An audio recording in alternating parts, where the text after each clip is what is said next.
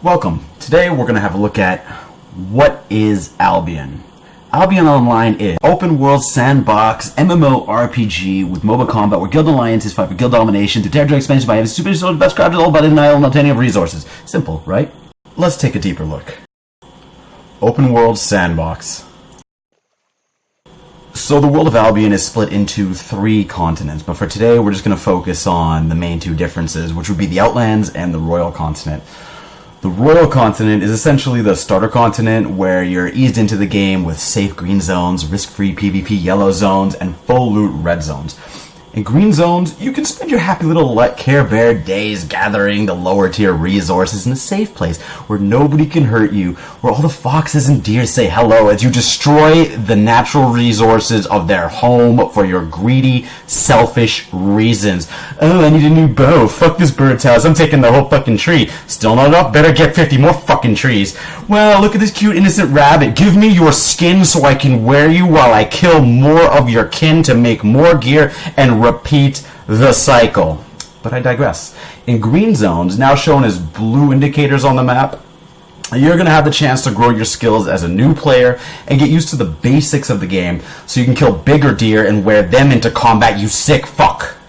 Other players cannot flag up and attack you here, and it never rains, nor does anyone have depression, anxiety, or obesity issues. It's a beautiful place where everyone's happy. Yellow zones. Stepping into a yellow zone for your first time might seem scary because the animals that you've been slaying to fucking wear here are a bit bigger, a bit stronger, but more importantly, the players do have the option to flag up and attack you. But fear not, you blubbering pussy. They can't kill you or loot you here. All they can do is knock you down on your ass, laugh at you, as you lose some, I think it's like 10 to 30% of your resources, the resources that you're carrying.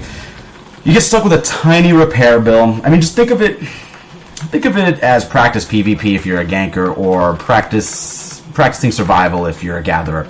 But here's the thing. Yellow Zone ganking is so looked down on by gatherers and other PKers that most players looking for ganking experience skip yellow zones and go right to red zones. I mean, seriously. Yellow Zone ganking is the Albion equivalent to competitive vaping. Nobody's impressed with your ability to inhale and exhale. Well, I breathed in and out with fake smoke, and it was cooler than the breathing in and out of my opponent. Just fucking stop. Anyways, yellow zones are pretty much safe. They're pretty much safe as green zones. Red zones. Welcome to Albion. This is where you really start to get a taste of what Albion is, no matter what playstyle you choose. These zones are full loot, and players can and will kill you for that silly gathering hat you're wearing. Players who flag up and attack non-flag players lose reputation, which will lock them out of yellow zone cities and green zones. Eventually, they'll even get locked out of red zone cities like Carleon, which is where I live. Which is the game's way of, I guess, punishing players for killing innocents and kind of pushing PK players towards black zones to fight. But you think that stops us? No fucking way, we're going to kill everybody.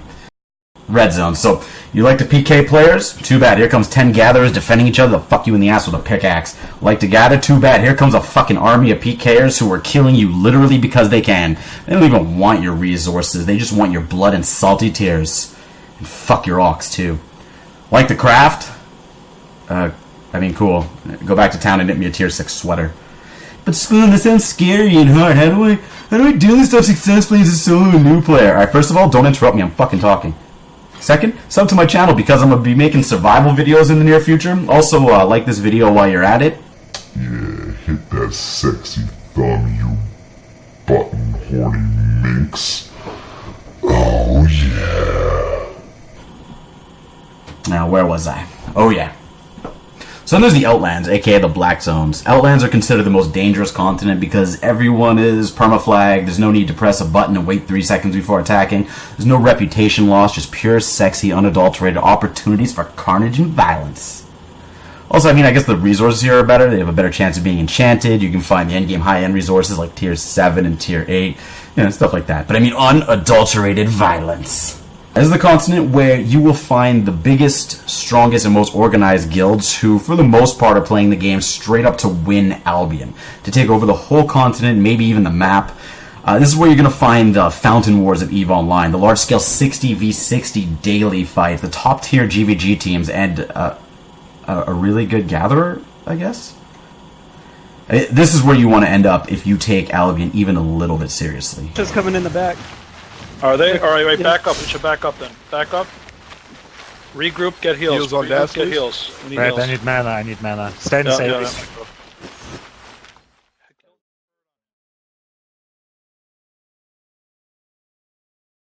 An MMO inspired by MOBA combat mechanics. So this is pretty straightforward. You control your character from a top-down camera angle using your mouse and Q, W, E, R, and your F and D, like you would in a MOBA. Use your abilities and micro-mechanics to outplay your opponent like you would in a MOBA. And having better gear or items will give you a greater advantage like it would in most MOBAs. The difference here is that this is not a MOBA, this is a full loot MMO. So you're not restricted to 5-on-5s where your top lane keeps feeding Teemo when all he has to do is freeze the lane under the turret and wait for the jungler to come help. Seriously, Tryndamere, he's just gonna blind you. Chill. In Albion, you can show your opponent that you are the superior combatant by showing up to a 1v1 with 10 friends to raffle stomp him and watch him cry about getting zerged. Execute? No, he's not. So he has 2 stacks on me right now. Oh, surprise, motherfucker! I got friends!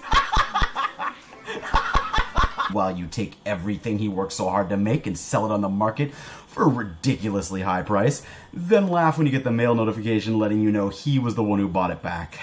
Thanks for your business, pleb.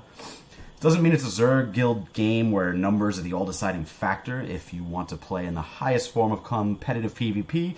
In this game, you'll want to compete in GVGs, which are Guild versus Guild battles. They are 5v5s where you fight for control of a territory. There's also 20 versus 20 city fights, which is the same concept but on a larger scale where you fight for control of a city. And finally, there are Hellgates, which are 5v5 instances where you portal into Hell to kill some demons, a demon boss, and hopefully 5 other players. Now, at the time of making this video, I know that Hellgates are in the process of being changed to be more focused on PvP and less focused on the PvE aspect, so the footage here will likely be outdated very soon, but the concept will still generally be the same. Go to hell, kill some motherfuckers, take their clothes, get demon loot, profit. Now, as a MOBA and RTS player with little MMO experience, coming to this game feels very intuitive. The combat is a bit slower paced than in League or in HOTS, but there is nothing more satisfying than destroying a team in a GVG than going back to town wearing their gear, seeing those players, and then demonstrating the true spirit of sportsmanship by talking trash and informing them that you made coitus with their mothers. Oh yeah. Player-driven economy and resources. So in Albion, almost everything is player-made. There's no NPC standing in front of a tent offering to sell you his wares. You don't farm raid bosses for rare loot drops. You don't do none of that shit. Almost everything you get was made by another player. How do they make the gear, you might ask? Well, with resources, you silly nipple twister. Resources like ore, wood, stone, skins, and fiber. It's all gathered, refined, and finally crafted into a beautiful piece of armor that you can proudly enjoy for about 3 minutes before you get wrecked and lose it. Resources are the single most important thing in the game. Without resources, there's no gear. Without gear, there's no PvP. And without PvP, there is no death. Do you really want to live in a world with no death? Of course you don't. I saw what you did to that poor rabbit, you inhumane bunny-killing madman. Now, players can take these resources and go to the auction house at any city and sell their raw resources, refined resources, or crafted items for a profit. Each yellow zone city on the royal continent has a main resource around it, so selling rocks in the mountains, for example, will be more common and less profitable than if you sell them at the other end of the continent where rocks are harder to come by. This leads to merchant-focused players who purchase, transport, and sell resources in other markets for quick turnover profits. I'll get more into merchants in a later video, but for now, let's just focus on the resources. Now, resources are not just to be sold. Many guilds hoard resources to create gear that strengthen their forces while also denying access to the top-tier resources, making it harder for competing guilds to catch up or even get ahead. So ideally, the guild with the most resources will have an easier time crafting better gear for their soldiers, who can then go and expand the guild's territory to zones that have even better resources to allow gatherers more access to greater resources to make even better gear to give their soldiers, who then expand even more. Now, it is this resource gathering advantage that inspires the need to have the top guilds defending front lines and engaging in war engaging in war every single day in zones that offer high-end resources. So in the end, it's all about the ores, trees, animals, and flowers. And the rocks, I guess, too. And there's 8 tiers of each resource, and they're all necessary for specific things. On top of that, the resource can be enchanted to allow for more powerful gear to be crafted. That's where you hear about 0.1s, 2s, and 3s. This is also the reason why you're going to hear a guild member say, "Oh, 0.3 tree, and I didn't bring my axe." I mean, seriously, I promise, you will hear this kind of thing daily. So the lower end resources are found in safer zones, like green and yellow. While in red, you can find a lot of tier 5 and tier 6, but if you want the really good stuff, the tier 7 and the tier 8 stuff, the big dick glowing white trees that make you come every time you chop one down, you need to head to the big boy zones in the Outlands. So now that you know the importance of resources, you can be proud of being the kind of player who skips PvP in order to pick flowers. You, my tree-smacking friend, are the backbone of Albion. Stand tall and rejoice. Yell from the top of a rooftop. I am Gatherer and I matter.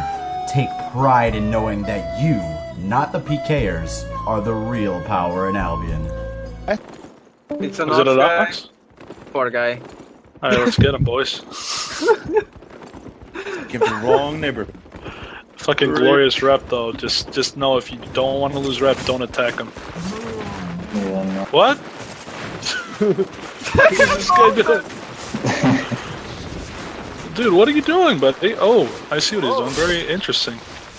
He just outspoiled us all.